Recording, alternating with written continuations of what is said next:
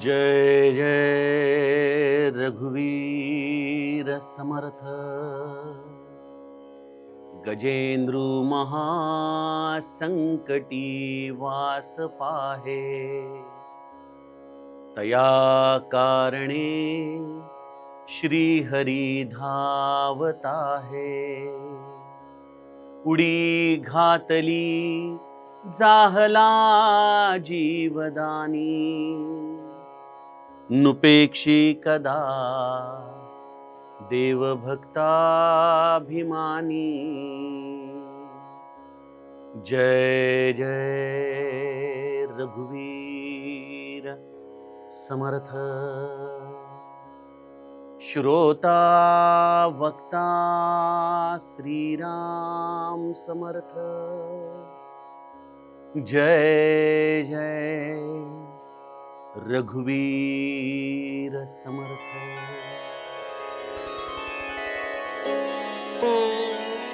श्रीराम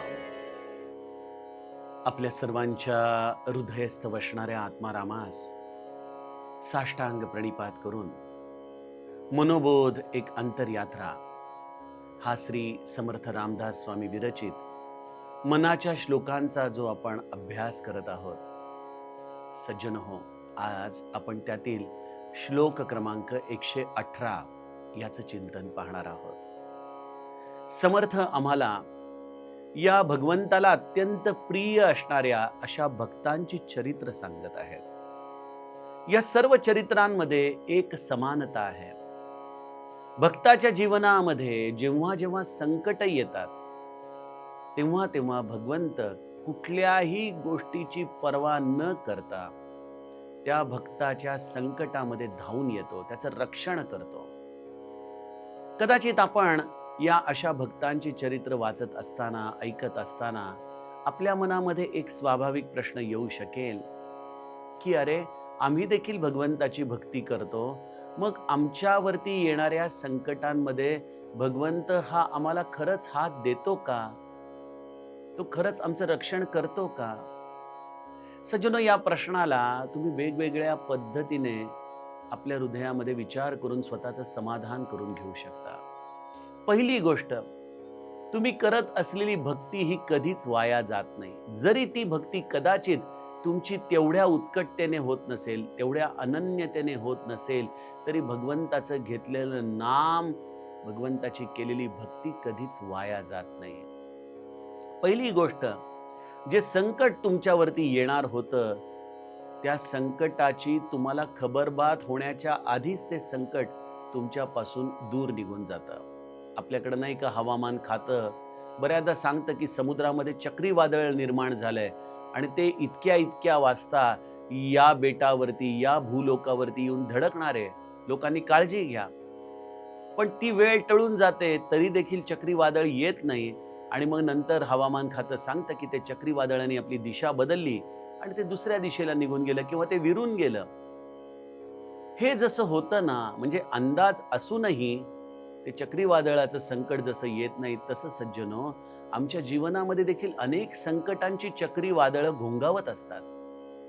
पण बऱ्याचदा भगवंताची कृपा ही या चक्रीवादळांचा निराश करून टाकते, त्यांची दिशाच बदलून टाकते। ते संकट तुमच्या आयुष्यामध्ये येऊच देत नाही आणि याची आम्हाला कल्पनाच नसते। आम्हाला वाटतं अरे वा, आपलं आयुष्य तर छान आनंदमय चाललंय। दुसरी, या भगवंताची तुमच्यावरती कृपा कसं कार्य करते, तर संकटही येतं, प्रसंगही येतो, पण त्या प्रसंगाची इंटेन्सिटी, त्याची दाहकता भगवंत काढून घेतो। म्हणजे तुमच्यावरती कुठलं तरी फार मोठं गंडांतर येणार होतं, पण ते अगदी थोडक्यावरती निभावून जातं। ही देखील भगवंताची फार मोठी कृपाच आहे, आपल्या केलेल्या भक्तीच्या आधाराने केलेल्या रक्षणाची। आणि तिसरा टप्पा असतो की जिथं संकटही मोठं आहे, आघातही मोठा आहे, त्याची दाहकता देखील मोठी आहे, पण या सगळ्या दाहकतेमध्ये देखील भगवंत आपल्या भक्ताच्या अंतःकरणामध्ये समाधान त्याचं अबाधित ठेवतं। जसं बालीला बाण मारलाय रामाने आणि जेव्हा राम समोर येतो बालीच्या, त्यावेळेला बाली अनंत वेदनांमध्ये, यातनांमध्ये आहे आणि त्यावेळेला बाली एकच प्रश्न विचारतो की मैं बैरी सुग्रीव पियारा, हा सुग्रीव तुला प्रेमी आहे आणि मी मात्र तुझा वैरी आहे, असं का रे रामा? मी आता या मृत्यू समयी देखील पापीहूनच मरणार का? यावरती रामराया बालीला ऑफर देतो की बाली तू स्थिर राहा, मी तुला पुनर्जन्म देतो. यावरती बाली म्हणतो नाही, हा आघात, या वेदना, हे सगळं तू समोर असताना याच्या समोर त्याची काय किंमत आहे? आणि बाली आपला प्राण भगवंताच्या समोर अशा पद्धतीने सोडतो. तुलसीदास लिहितात की हत्तीच्या गळ्यामध्ये जर फुलाची माळ घातली तर ती माळ गळून पडलेली हत्तीला कळत देखील नाही. त्याप्रमाणे बालीच्या देहातून प्राण निघून गेला. सज्जनो, त्यामुळे संकट आहे, आघात आहे, पण भगवंताची कृपा अशी आहे की त्या आघाताचं दुःख नाहीये, समाधान आहे, आनंद आहे, मृत्यू देखील उत्सव झालेला आहे. हे सगळं घडू शकतं आपल्या भक्तीने. त्यामुळे भगवंत भक्ताच्या जीवनातून संकट येऊच देत नाही. आली तर त्याचा आघात कमी करून टाकतो आणि जरी त्याची दाहकता तेवढीच राहिली तरी ती दाहकता सहन करत असताना भगवंत आपल्या भक्ताचं समाधान हे कधीच भंगू देत नाही. आणि जो अनन्य भावाने अति उत्कटतेने भगवंताची उपासना करतो, भक्ती करतो, त्याचं वैभव तर काय सांगावं. आणि तेच आजच्या श्लोकामध्ये समर्थ आम्हाला सांगतात, गजेंद्रू महा संकटी वास पाहे. गजेंद्र हा या स्वर्गामधला अतिबलाढ्य, अतिशक्तिमान असा हत्ती, तो आपल्या हत्तीणींच्या समवेत, आपल्या नारींच्या समवेत जलक्रीडा करतोय, आनंद घेतोय. अशा आनंदामध्ये हे पाण्यामध्ये आणखीन आणखीन आत चाललेत आणि एका टप्प्यावरती या पाण्यामध्ये असलेली एक मगर या गजेंद्राचा पाय घट्ट धरते आणि ती त्याला पाण्यामध्ये ओढू लागते. गजेंद्राला सुरुवातीला तर वाटतं की आपण या मगरीचा सहज निपात करू, परंतु मगर अतिशय ताकदवान असते, सामर्थ्यवान असते आणि त्या हत्ती रूपी गजेंद्राला देखील आत ओढू लागते. गजेंद्र काकुळतीने आपल्या राण्यांकडे पाहतो, राण्या देखील आक्रोश करतायत, पण जी गजेंद्राची शक्ती या मगरीला रोखू शकत नाहीये, इथं या राण्यांची शक्ती कशी बरं या मगरीला रोखू शकेल? गजेंद्र काय करावं या विचारात करतोय. एका बाजूला तो मोह आहे, त्या आपल्या हत्तीणींच्या पासून वियोग होण्याची वेळ जवळ आल्याचं स्पष्टपणे गजेंद्राला दिसू लागतं.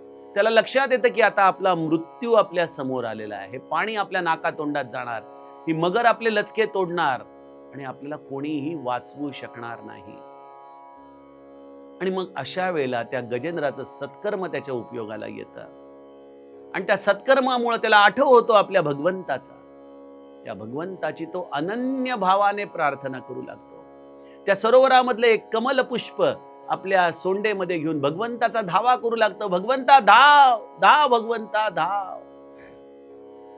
आणि भगवंत या गजेंद्राच्या आकांताला ऐकून वैकुंठामध्ये स्थिर राहू शकत नाही आणि तो थेट विमानाने त्या सरोवराच्या जवळ येतो. समर्थ लिहितात, गजेंद्रू महा संकटी वास पाहे. असा हा गजेंद्र संकटामध्ये भगवंताची आस लावून बसलाय आणि भगवंत आला आणि या भगवंताने काय केलं?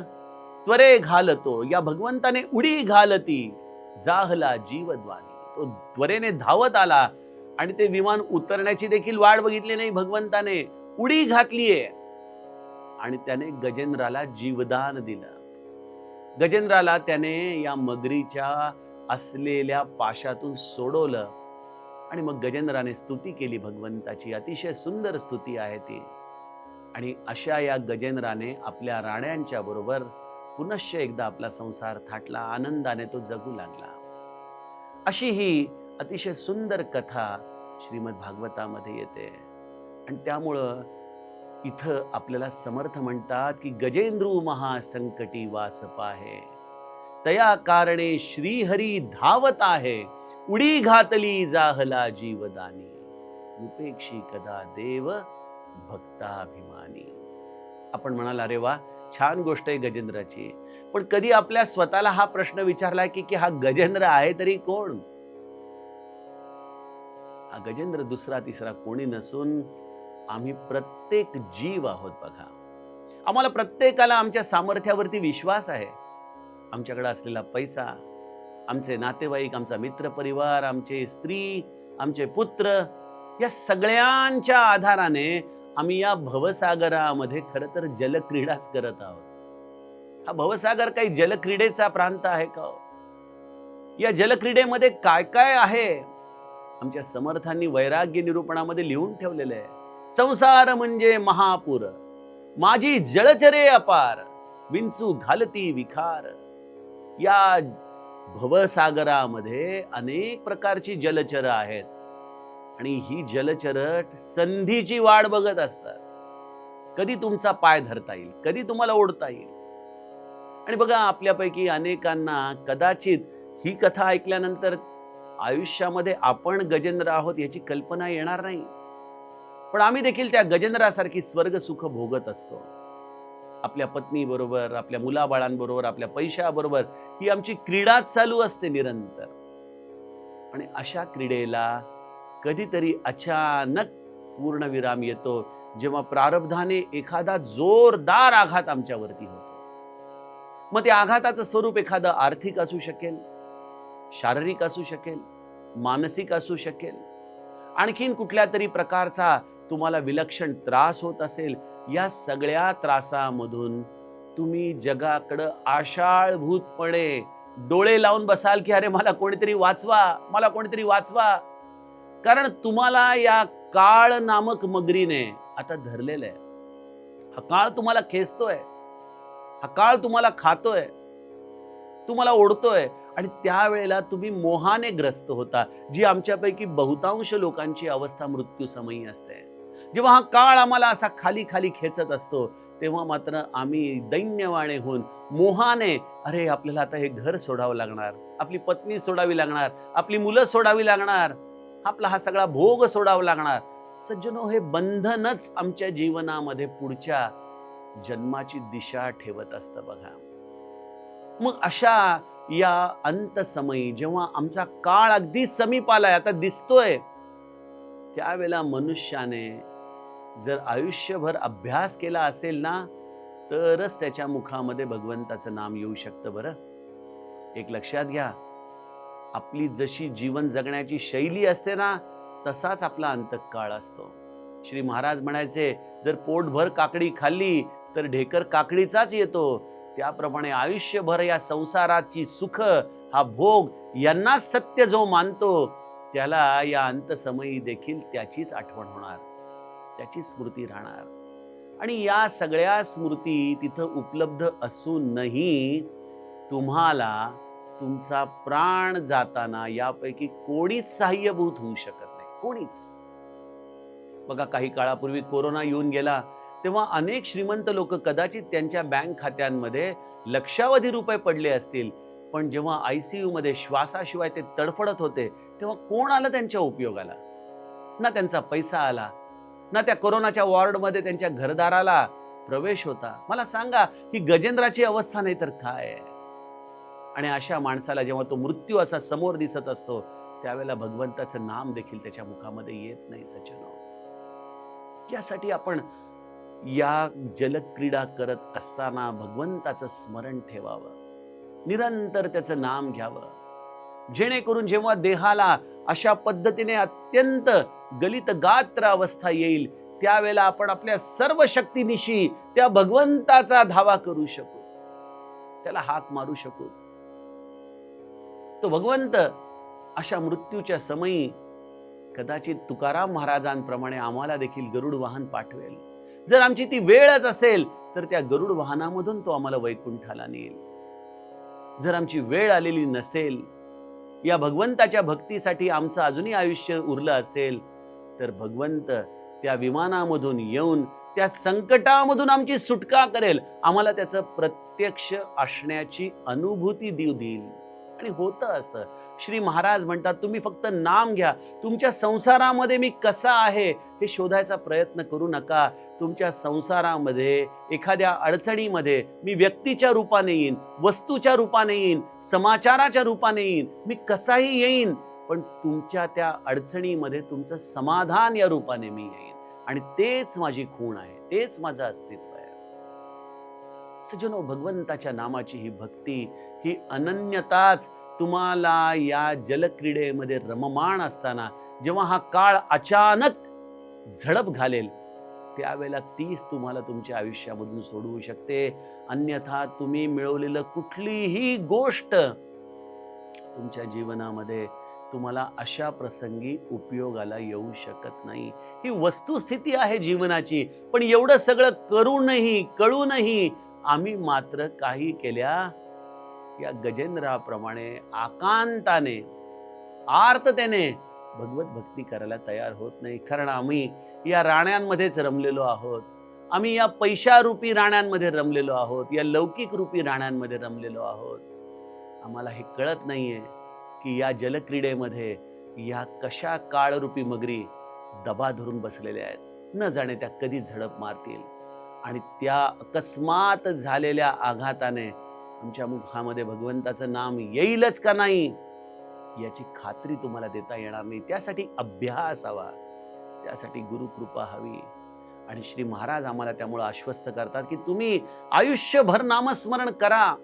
जेव्हा अशी बेशुद्ध स्थिती येईल, जेव्हा तुम्ही तुमचे सगळे होश उडवून बसाल, मी तुम्हाला खात्रीने सांगतो तुमचा अंतकाळ मी साधेन, मी साधेन, मी साधेन. सज्जनो, हा श्रीहरी सद्गुरूच्या रूपाने देखील आपल्या आयुष्यामध्ये येतो. अहो, ते नाम जे तुम्ही आर्ततेने घेताना त्या नामामध्येच तो रममाण असतो, त्या नामामध्येच त्याचं रूप सामावलेलं असतं. असं नाम आपल्या मुखी अंतकाळी आलं की ते नामच आमच्या सद्गतीचं कारण ठरतं.